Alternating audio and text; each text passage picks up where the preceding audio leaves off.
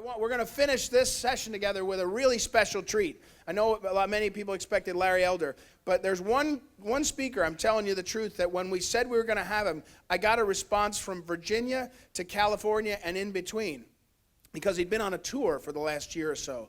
And that's Alex Newman. And Alex Newman is going to speak to us, and his topic, the title of his talk earlier in the day, is, he was going to give it yesterday, but his flights were delayed, Rescuing Our Children and Our Nation.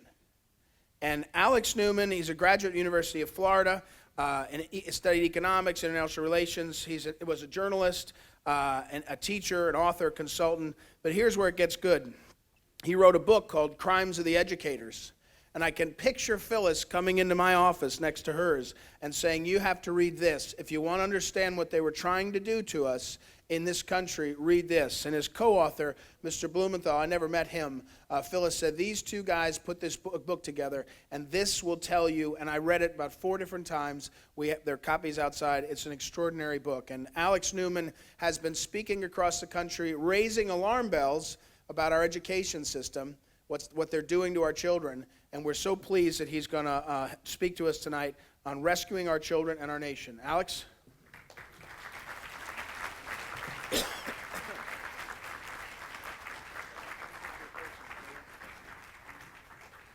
Hey, thank you all so much for being here. What an honor to be here. Actually, my first experience with government education, I grew up abroad, but I got back to Florida and went to the University of Florida and had an American history class. And just the teacher was a raving feminist, and instead of American history, we learned about the history of feminism and Marxism and all this. And I was just overwhelmed with it, and that was, internet days. I went online and found out about SCHLAFLY. I said, wow, there's somebody like this out there? That's amazing. I don't have to endure this craziness. And so it really, for me, was just an exciting time. I corresponded with Andy SCHLAFLY, actually, early on, right after I discovered all this. And a phenomenal operation here. And so thank you so much to Ed and John and Andy and everybody involved in putting this together. All the great issues that we've been talking about, all the important work that we're doing, I can't speak highly enough about it. But the truth is, if you look at the polling data, we are losing our children. If you look at the polling data, we are going to lose our freedoms. We're going to lose every single one of these political battles that we're involved in over the long term if we don't get serious about the education system. They are destroying our kids. They are hijacking our kids. And all these other battles that we're fighting, this transcends them all. And so I want to show you guys a little bit about what's going on in the school. Let's see if I can figure this remote. So here's some of the polling data. Half of Americans today aren't even sure God exists anymore, right? All of this comes from the schools. Half of our kids now say they're socialists. How in the world could that possibly happen, right? How did half of our children become socialists? 3/4 of our kids want the government to provide their health care. Almost half want to abolish our border agency. As our president says, without a border, you're not a nation, right? And yet our kids are getting dumber and dumber and more indoctrinated. If you really want to understand what's happening here, the simplest way to understand it is just take everything God teaches us in the Bible and flip it right upside down. And you understand exactly where this is all going, right? So we have early on in Scripture, God created male and female. So what do they teach the kids? Oh, that's bigotry. Male and female is bigotry, right? Now you can be any gender you want. I'm going to show you some of the stuff they teach the kids. They tell you also that marriage. Now marriage can be anything you want, right? Maybe 2 guys, 1 woman, and a cat. Right? That'll be a marriage. That's the kind of stuff they're teaching our kids today. Polyamory, right? Most of you probably never even heard that term. They're teaching it to your children right now in public schools. Even basic things like private property, right? God said, thou shalt not steal. That's a command, and it's crystal clear. That means you have a right to your private property. And what are they teaching our kids? Oh, private property is wrong. We need to have socialism now, right? So they come out and they graduate as little socialists. And there's the entire agenda that they are pushing. The central weapon, the chief mechanism in their strategy is the public education system. And so I want to show you guys, this is not me saying this is them saying it. I know Phyllis SCHLAFLY was always very active in our sovereignty battles, right? Fighting against Agenda 21, more recently Agenda 2030, all these international treaties and agreements aimed at subverting our sovereignty. And we need to fight those. But they figured out how they're going to get them through eventually, right? And they'll tell you, Agenda 21, I'm sure you guys have heard of it, Agenda 2030 is more recent. Well, what do they tell us? In Chapter 36 of Agenda 21, they know, Obama called us bitter clingers, right? We're not going to give up our guns. We're not going to give up our private property. We're going to cling to our Bibles and our guns, he said. And they know that, right? They know they're not going to get the older generation of Americans. So how are they going to do it? Chapter 36 of Agenda 21, they'll tell you in plain English, brainwash the kids, right? Education is going to be critical for promoting sustainable development. Formal and non-formal education are going to be indispensable for changing people's attitudes. And there's going to have to be a lot of attitude changing, right, to go from a free republic under God, like we've had historically, to this totalitarian nightmare they want, but they fully intend to do it. They tell you spiritual development has to be included. It has to be included in every single subject. We need to change the attitudes and behaviors of the children, right? This is a sample of what they're doing. Now, I actually have a copy of this book. It's an Agenda 21 book produced by the United Nations. And what did God say about children? Does anybody remember? Children are a blessing. Children are a reward from the Lord. Be fruitful and multiply, right? That's what God has to say about children. So what does the UN say our children need to learn? This is an Agenda 21 book produced by the UN for young children. It's in government schools all over the country and all over the world. I don't know if you guys can see, there's some Hindu gods up there on the cloud, and they look very upset because the storks are delivering all the babies. And then on the next page, they tell you that the earth groans every time it registers another birth. So God tells us to be fruitful and to multiply, have lots of babies. It's a good blessing. It's a reward. The UN teaches your children that Mother Earth is groaning every time you have a new baby. So why do you not have any grandchildren? And now you know, right? This is what they've been teaching our kids for quite some time. And the rest of it's just as bad. Like Congressman Biggs here, I mean, can you imagine if we had 220 guys like Congressman Biggs in Congress? Wouldn't it be amazing? It's really great. But I've also had the privilege of going to these UN summits all over the world. And I went to one down in Rio de Janeiro in 2012. And they had these posters all over the summit. They were obviously drawn by children or very, very incompetent adults. But you see, the Earth looks very sick. It is, sad. He's got the thermometer. And then you see the doctor diagnosing the problem. You have humans, right? This is their guiding attitude. Humans are bad, right? Liberty is bad. Freedom is bad. It's all bad. And so with this in mind, I want to show you, this is what they talk about when they mean sustainable development. You're not sustainable, right? Your middle-class home, your air conditioning, your steak, that's not sustainable. We got to get rid of farting cows, right? How in the world did they convince millions of our children that we're going to save the planet from cow flatulence and the gas you exhale with global socialism, right? How in the world could they have possibly done that? It's so ludicrous, I feel ridiculous even saying it. And yet there's millions of young people all across this country who think Alexandra Occasional-Cortex is, the light of the world with this Green New Deal. And that's what they're calling for, right? This never would have been possible had they not brainwashed our children. So they got Agenda 2030 in 2015. The head of the UN at the time called it the Global Declaration of Interdependence. The head of the UN General Assembly at the time called it the Master Plan for Humanity. Notice they didn't ask us if we agreed. They just said we're all going to participate, right? And here's what they tell you. Here's how they're going to do it. Your children are critical agents of change. Did you guys know that? And they're going to use this new Agenda 2030 to build a better world. Well, isn't that nice? I want a better world, and I'm sure you guys too. But what does the UN mean when they say better world? Fortunately, we don't have to speculate. You can keep going down into the agreement. Goal number 10, they tell you that it's not enough to just have national socialism anymore. Now we need global socialism. They say that we need to reduce inequality within and among countries. It's only going to be possible if we redistribute and share the wealth. Right? This is what they mean by better world. And they know we're older generations of Americans aren't going to go for this, but they'll tell you in goal number 4, going to brainwash the kids. Right? By 2030, every single child on this planet needs to be so brainwashed they won't just passively accept sustainable development, they'll promote it. Right? That's going to take some serious brainwashing, but that's what they're planning, and that's what they're telling you. I got some videos here because you honestly can't expect normal people to believe this stuff, reasonable people, unless you show them the proof. So I got some videos. That's why I do the PowerPoint presentation. I want you guys to see this. Here's the UN telling us their strategy. We achieve sustainable development that protects our planet and builds a more inclusive, equal, and peaceful world without education. We can't. Sustainable development begins with education. Put global education first. So that's them saying it, not me, right? Sustainable development begins with education, or brainwashing, as normal people might call it.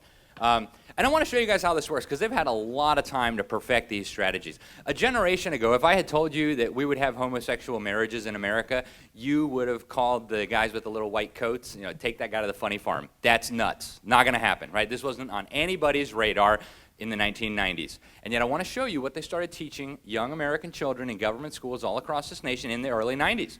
This is a documentary produced by 2 lesbians. This was used all over America, teaching the children that it's actually discriminatory to not include homosexuals in marriage. So here's the video The you can background watch. is today the law says that if you're the same sex, 2 men and 2 women, you can't get married. It is against the law. And I thought that it might be kind of fun for us to sort of be pretend judges for a few minutes. Pretend what I'm going to give judges? each of you Whoa. is a sheet Think they that had a just plan? tells you that some people think that it's wrong for gays to get married, that it's not natural, and that it goes against what a family is. Other people think that the state should not decide these things, that it should just be up to 2 adults to decide what they want to do. What do you think the answer to these questions are? Should gays be allowed to marry? Right? Now, just a few years ago, they couldn't even get this passed on the ballot in California, the land of fruits and nuts. So what were they preparing our children for? We'll be pretend judges, and we'll strike down all the marriage laws. And what happened? Well, you guys know the story, right? 1 generation later, they had brainwashed enough of our children to get this through. And they're doing it again, right? I almost feel ridiculous saying this stuff, but I want to show you guys just a sample of what they're teaching the kids today. Now, if you went to school prior to 2005, you're going to be like, that's crazy, because it is, right? They're teaching the kids, it's a true story, absolutely true story, that carbon dioxide, the gas that you exhale, the average human exhales about 2 pounds of it a day, is actually a toxic pollution that's going to kill us all within 12 years unless we give all power and authority to the United Nations. Now, that's bonkers, right? From a scientific perspective, it's absolutely ludicrous. There's a book out there on the table from Gary that you can pick up if you need more evidence. But you know, from a scientific point of view, it's ludicrous. But from a totalitarian perspective, it's brilliant, right? There's nothing you can do that doesn't involve emissions of CO2. You can't eat, you can't sleep, you can't watch this presentation, you can't even die without emitting CO2. And yet they're telling us now that the UN needs to tax and regulate this for our own benefit. There's nothing you can do that would be outside the purview of the CO2 warriors, right? And I want to show you a couple quick videos. Here's the UN explaining what the goal is. We hope that as many schools as possible will follow examples like this, and we will support them in their efforts. Education is a powerful tool to address climate change and to ensure that the rights and needs of people today and tomorrow can be met. Let us use it and get active today. So education to stop climate change, right? Now, if there's ever anything ludicrous coming out of the UN, that's it, right? You know, the Vikings who used to live on Greenland back when it was a lot warmer, they used to farm there, believe it or not. You can still see the ruins from their civilization. And you can imagine, you know, they thought, oh goodness, climate change. Quick, let's sacrifice some children and maybe we'll stop the gods from making it colder, right? I submit to you that that was probably more effective than educating the children to stop climate change, right? The climate has changed since God put the planet here, and it will continue to change as long as it's here, right? Thank you. But, I mean, it's just self-evident. It's obvious. And, again, plants use CO2 for photosynthesis, right? That's why farmers pump it into their greenhouses.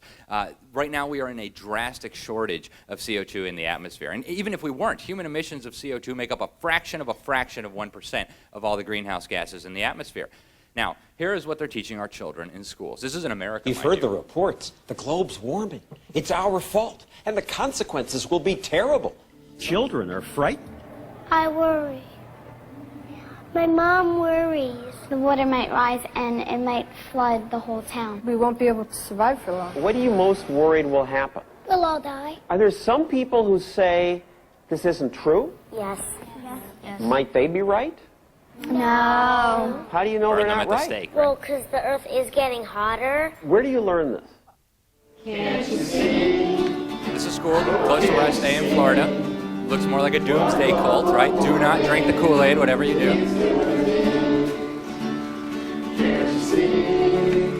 Oh, can't you see what global warming is doing to me? Now they turn them into little political activists. Watch this. After educating the students of global warming is that they're given a letter for their families to sign, and this is the congressman or woman.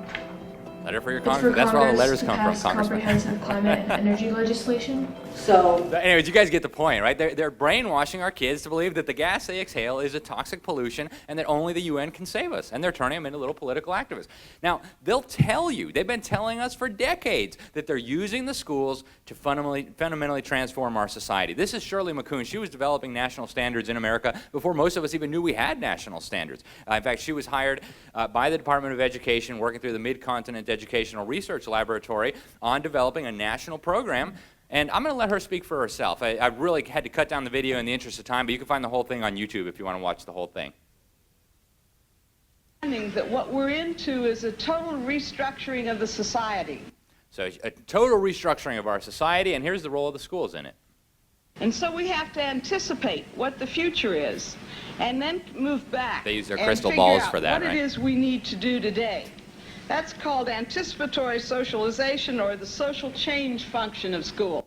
So the social change, right, they're going to predict the future, and then they're going to prepare our children for that, right? That's that. She was speaking to the National Governors Association, and they all got up and applauded. What in the world? Here we thought we were sending our kids to learn how to read, write, and do math, and here they are telling us that they're fundamentally transforming our society using the social change function of schools. Isn't that cute? Here's some of the social change function of schools. In Minnesota, this was pretty recent. A little boy decided, hey, you know what? Actually, I feel like a girl. Man, I feel like a woman, right? So, Mom, Dad, can I have a sex change? Yeah, no, right? Forget it. Don't even think about it. Well, the school knows better than the parents, so this school district actually took this child to go have his genitals surgically removed. True story. It happened, and now there's a federal lawsuit about it, but obviously the boy's genitals cannot be reattached, right? That ship has sailed. This is just the beginning, right? In California, they got a new health education framework, and this is cute.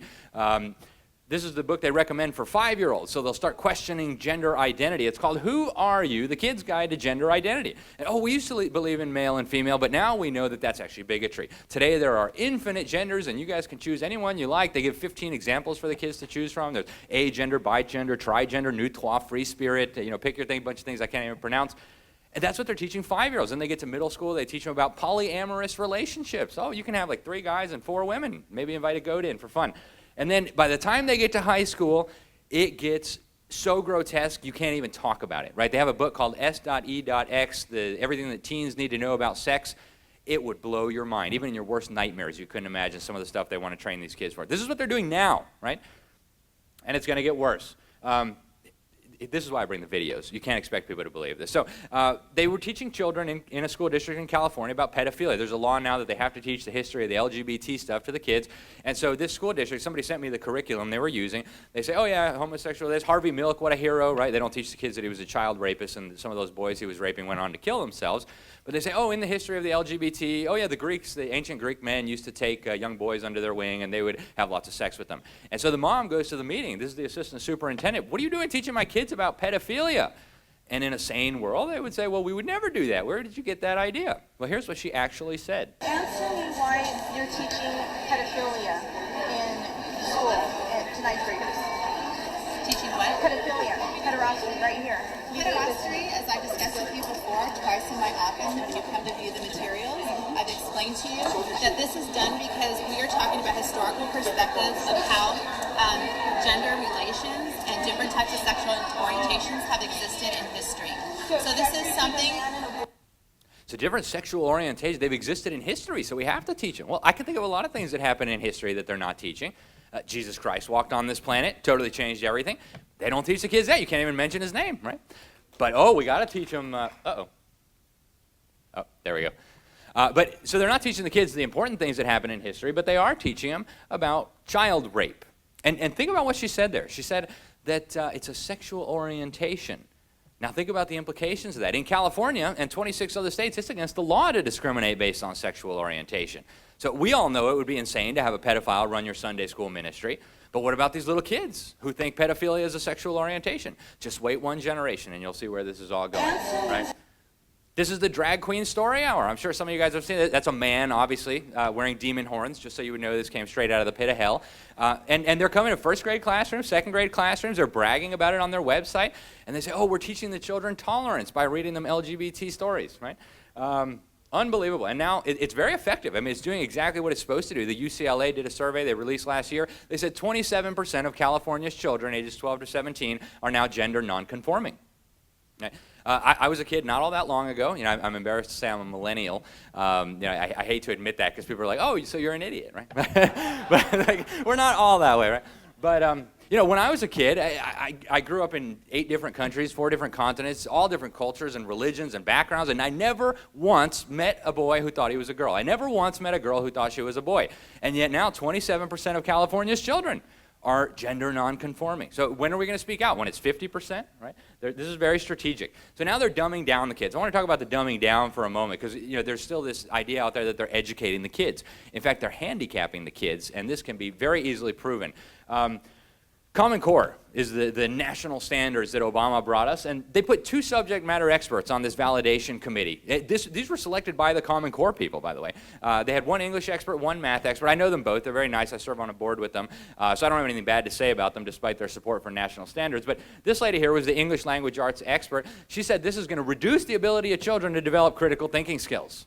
And the Common Core people thought, hey, that's perfect. Let's do that, right? They say they're written hastily by people who didn't care how poorly written they were. This is the math expert, Dr. James Milgram from Stanford.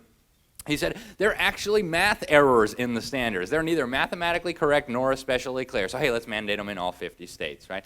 They got pseudoscience standards. They call it the next generation science standards. You might be surprised to learn that the kids will never learn about the scientific method in 12 years of so-called science education. What they will learn over and over again is that we're all going to die from CO2 emitted by humans unless the UN steps in to save us, and you came from slime that turned into a monkey over billions of years and there's no God. As long as you know those things, hey, you know everything you need to know about science.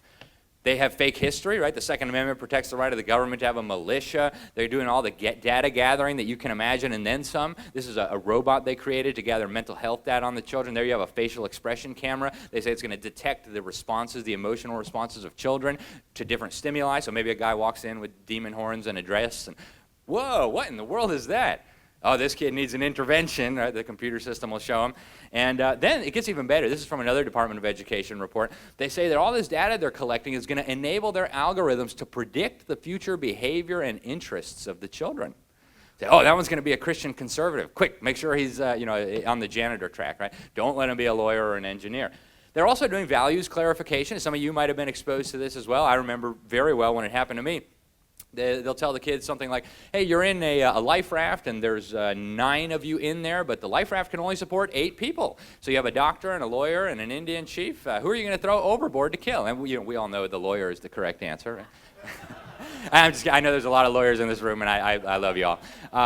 But yeah, I mean, if the kids were thinking about this, they would say, well, wait a minute, we don't need to kill anybody. We just take turns swimming alongside the raft. We'll do 1-hour shifts, and then nobody has to die. But no, what they're supposed to think is, well, hey, mom and dad said murder was wrong, pastor said that, the Bible said that. Well, they must have all been wrong. Values and morals are clearly dependent on the situation. Maybe there is a time and a place to get rid of old people or to kill unborn babies or post-born babies, as the governor of Virginia thinks we ought to be doing. Right? That's where this is coming from, right? The moral relativism. The great majority of our young people today do not believe there is a such thing as right and wrong. Just depends on your culture and what values you were raised with. Obviously, the kids aren't getting a good education. You don't have to take my word for it. The federal government will tell you proudly. This is their data. Every 2 years, they do a survey. They found out that over 2/3 of 8th graders are below proficient in math. Right? That's their data, not mine. Only 1/3 of 8th graders are proficient in English. By the time they get to high school seniors, they're even worse. Right? Only 1/4 are proficient in math. And mind you, these are about as dumbed down standards as you can get. Only 1/3 are proficient in reading. They grow up to be illiterate adults, right? Most of these kids are graduating. Of course, they can't read their high school diploma, but they're graduating. And the federal government knows this too. In 1993, they did a study. 50% of Americans were functionally illiterate or worse. Again, in 2003, same result. Half of us are illiterate, right? Those people aren't reading their Bibles or don't know what's written in their Constitution, right? That's the plan. In Washington, D.C., it's even worse. Over 2/3 of the adult population is functionally illiterate. That's straight out of the government's own data. And so they said, oh, we have a crisis here. Let's go to communist Cuba to figure out how to solve it. That's a true story. They took the mayor and the school board and the superintendents. They took them all down to Cuba to see what Castro's brainwash camps were doing. So Ronald Reagan put together a commission. They said that our future as a nation and as a people is under threat by this. They said if a foreign power had done it to us, we would have viewed it as an act of war.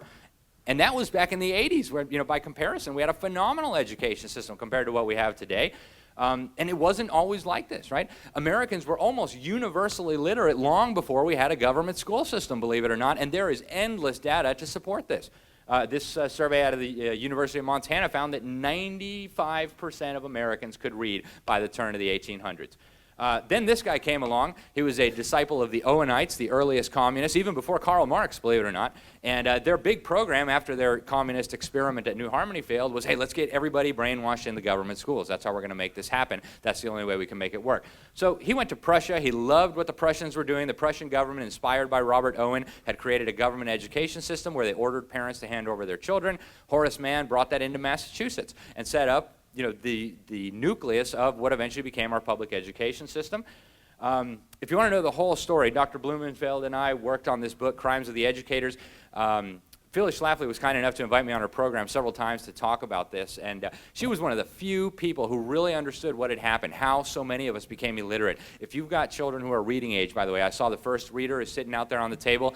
Get a copy, teach your children how to read before these maniacs get their paws on them, because they will end up illiterate. You can take it to the bank. So anyways, the whole story is in there about how all this happened. Then we got John Dewey, right?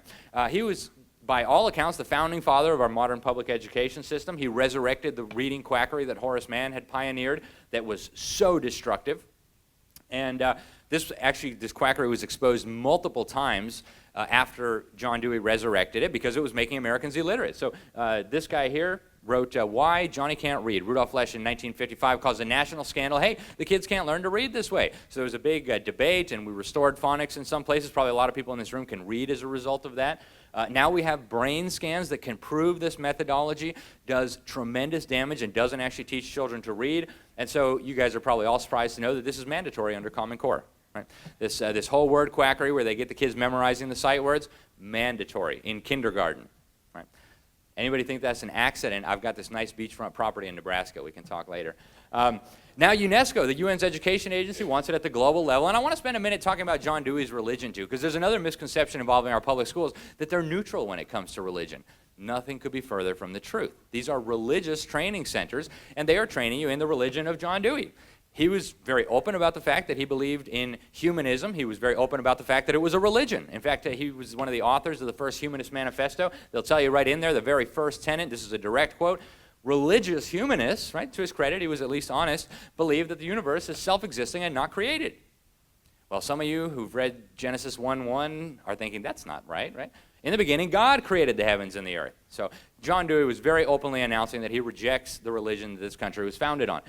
Even if you're not a Bible-believing Christian, which I think you should be, the Founding Fathers didn't think you had to be a Bible scholar to recognize this, right? They said it was a self-evident truth that God created us and that we were endowed with certain inalienable rights, life, liberty, property, pursuit of happiness, and so on. So what happens when you believe John Dewey's religion? Well, suddenly you don't have any more God-given rights. In fact, you have no rights at all, at least as soon as 51% of the people can be rounded up. And this religion of John Dewey's, this idea that man can decide for himself what's right and wrong, the idea that man can save himself just through proper education, we've heard something similar to that, haven't we? If you go back to Genesis 3:5, oh yeah, right, that sneaky snake. Oh, you know, God just, he knows that you'll be like God if you defy him, right? So this idea that people can be their own little gods has a very long history, and it's very dangerous. Now, back in 1962, the Supreme Court ruled that we could not have prayer in our schools anymore. They said the First Amendment required it. Anybody read the First Amendment? Congress shall make no law, right? Well, the state of New York is not Congress. I don't think I need to tell you guys that. Then in 1963, they said we couldn't even have Bible reading in our school anymore. Again, First Amendment supposedly requires that. Well, at least one justice on the Supreme Court recognized what was happening. The schools were not becoming neutral with respect to religion. They were actually establishing the religion of secularism, or as Dewey would have called it, the religion of humanism. So the Supreme Court, in a horrifying irony, actually did exactly what Congress was prohibited from doing. They established a national religion, they mandated that we support it with our taxes, and they decided to teach it to all of our children in the public school system. Now this quackery is going global. The UN has an education agency. President Trump very, very wisely got us out of UNESCO. Praise God for that, and he deserves a big round of applause for that. Now, I've been on a mission against UNESCO for a long time. Their most recent president was a communist, Irina Bokova, and man, did she hate me with a passion. She was spreading all these lies about me in the Bulgarian media, and that made me happy. But all the way back to the very beginning, they'll tell you that the purpose was to build a world government, and they were going to do that by brainwashing our kids. Then in 1990, they brought all the governments of the world together. They said all kids everywhere need the same standards of learning, and the UN should decide those standards. They said it's a common and universal responsibility to decide what is the basic learning content required by all human beings. It's not the family, not your school board, not your state legislature, not even Congress. It's a UN responsibility. So Rocket Man and Mugabe and the Castros, they all get to help, right? In 2000, they got even bolder. They said governments need to recognize that we have to change the values and attitudes and beliefs of all these kids.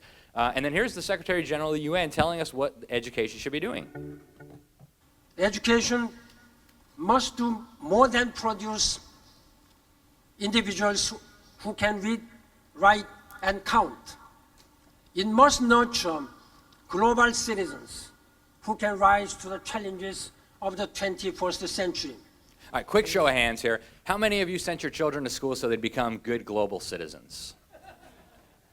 I've asked thousands of people that question, and I have yet to have a single person raise their hand. And yet this is what they're telling us, right? That's the head of the United Nations. That's the purpose of education, to turn your kids into little green zombies. Here's UNESCO talking about how they're going to do all this. The Education 2030 Agenda is our roadmap to inclusive and quality education for all. UNESCO, the UN's specialized agency for education, is leading the global and regional coordination of this ambitious goal, responding to cutting-edge global challenges, supporting countries to build better education systems, and monitoring progress to make sure the world stays on course. So they're monitoring progress to make sure the world stays on course, right? But certainly not here in America. That's just for third world countries and stuff, right? Wrong, right? This guy here spent 7 years as our education secretary. He gave a speech to UNESCO. He said, UNESCO is our global partner in turning your children into green global citizens. Those are his words. The speech is still on the Department of Education website. He quoted a communist terrorist. I won't tell you which one because we need another presentation. But he said education is the most powerful weapon you can use to change the world. Did you guys know education was a weapon to change the world? He said it's a global public good, unconstrained by national boundaries. And so that brings us to now what they're really doing, right? How many of you guys knew we had a World Core curriculum? Oh, a few of you did. Okay, good. Well, it was developed by this guy here, Robert Mueller. No relation to the special counsel as far as I know. But he developed this World Core curriculum. He was the Assistant Secretary General of the UN. He once called the UN the body of Christ. That's a true story. Any Christians out there would say, what? Right? But that's what he said. And in his teacher's manual for the World Core curriculum, there's a bombshell that not many people would catch. This is a direct quote from the teacher's manual. It said, the underlying philosophy upon which it's all based will be found in the teachings of Alice Bailey by the Tibetan teacher Djwhal Khul. And to most people, that means absolutely nothing. You just read right over it. Well, who was Alice Bailey? She was the founder of the Lucifer Publishing Company. That's a true story. It was a little controversial, so they've now changed the name to the Lucis Trust, but that's who she was. And she claimed to channel these spiritual entities. She called them ascended masters. If you're a Christian, you know she was talking to demons, right? But this Djwhal Khul would write these books through her, is what she said. One of the books was Education in the New Age. And she said that world citizenship and a world federation should be the goal of the enlightened. Our problem is to attain the kind of overall synthesis that Marxism and neo-scholasticism provide to their followers, but to get this by the freely chosen cooperative methods advocated by John Dewey. Well, now we're back full circle, right? And then Bill Gates, right? PHYLLIS SCHLAFLY did humanity a tremendous service. Back in the 2004-2005 era, Bill Gates went over and signed an agreement with UNESCO. They said they were going to create this global standards and world curriculum to train all the teachers, and not one person in a million was even thinking about it. But PHYLLIS SCHLAFLY got her hands on this document and posted it on the website. Thank you, PHYLLIS SCHLAFLY. And we actually linked to the website in the book. And Bill Gates personally signed it. There's the head of UNESCO. They agreed they're going to create a world educational system. Is a girl in your neighborhood being taught as much as her friend over in the next a propaganda video is from a graduating the senior Common Core in, people. say, St. Louis, as prepared to get a job as the graduate in Shanghai? Well, it turns Shanghai, out the answer to both of these questions is no. Because for years, states have been setting different standards for what students should know and be able to do at each grade level. What we really need are clear goals. That's where the Common Core state standards come in. The standards are consistent from school to school, and they match up against international standards International too. standards. There you have Now Seattle, we know how Chicago, we're doing compared to just about Shanghai, everyone. and Paris. So even though local communities will still design their own curriculum with the same rules, everybody can compete on the same kind of staircase. That's an ad by the Common Core people, right? Bill Gates put $2 billion into developing Common Core. Aside from taxpayers, he was the largest financier of Common Core. And here's the Common Core people telling you this matches up with international standards. We now have a global education system, folks. And now I'm just going to spend a few minutes telling you my thoughts and God thoughts, which are really the only ones that matter. Can we reform this system? And this is a question that conservatives have been discussing for a very long time. And for a long time, I believed we could reform this system. Unfortunately, after we've banged our head on the wall for 50 years and spent countless millions of dollars trying to reform it, I don't think we can. I think it is now beyond all hope, and I think the only sensible thing is to get our children out. You start with our own and then work on others. So, you know, I urge parents and grandparents, get your children out. I use the analogy, you know, suppose the school building was on fire. You know, there's a fire raging, your kid's inside, what do? Well, you run in and you grab your kid and you yank him out and you run the other direction. Why would you do that? Well, because you're worried that the physical well-being of your child is not going to be okay in a burning building. Well, I just showed you the physical, the mental, the spiritual, the academic well-being of your children is in grave danger. Take that kid and run. And, you know, we need to talk about what to do about the fire. You know, yeah, we can't just let the fire rage and burn down the whole community. There's other kids trapped inside. We need to worry about that. But step one, numero uno, grab your kids and get them out, right? That's what we need to be doing as parents. And it's just that simple, right? Going to the school board meetings is great. Running for the state legislature is great. We need to do those things. Shutting down the Department of Education. There's a great bill, H.R. 899. Congressman Biggs is a co-sponsor. Great bill, but it's not enough. We got to protect our kids, right? Pastors, priests, and rabbis, now you know. Tell your congregation. God put you as a shepherd. You're supposed to be guarding the flock. You're supposed to be telling them that their children are being destroyed. Help set up Christian schools, Catholic schools, Jewish schools, whatever it is. Get your kids out, right? And we need to ask a few fundamental questions. What is the purpose of an education, and who should be in charge? Right? Well, God tells us that Caesar ought to train up a child in the way that he should go, and some of you are laughing, and some of you are looking grumpy.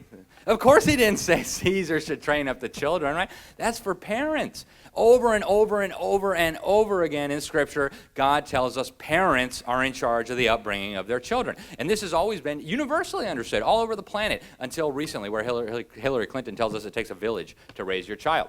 So parents should be raising up the child, and then when he's old, he won't depart from it. Well, when Caesar raises him up, he won't depart from that, right? And then this is important, too, about education. What should an education look like? Well, God gives us the important first step. In Proverbs 9:10, he says, the fear of the Lord is the beginning of wisdom. Proverbs 1:7, he says, the fear of the Lord is the beginning of knowledge. And you all know just as well as I do that the Lord is less welcome in a public school today than head lice and maybe even than school shooters, right? You think your kids are going to get any knowledge there? You think they're going to get any wisdom there? Well, if you believe the Bible, you better know that they're not, right? These men were mostly homeschooled, right? They never stepped foot in a government school, and yet they built the greatest, freest, most prosperous nation in the history of humanity.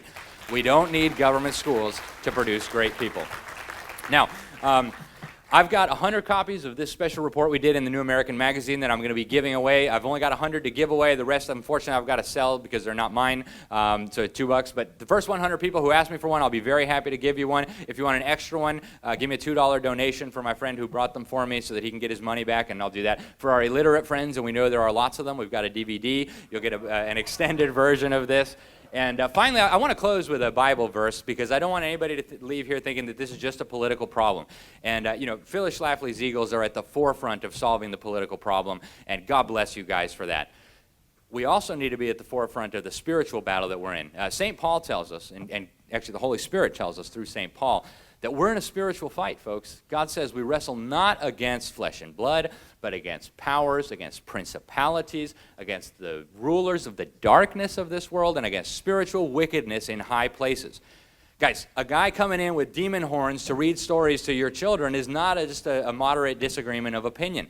Some of these guys are pedophiles. We are dealing with spiritual wickedness in high places. We need to recognize that or we won't even understand what we're dealing with. That's all I have. Thank you so much. God bless you all, and God bless America.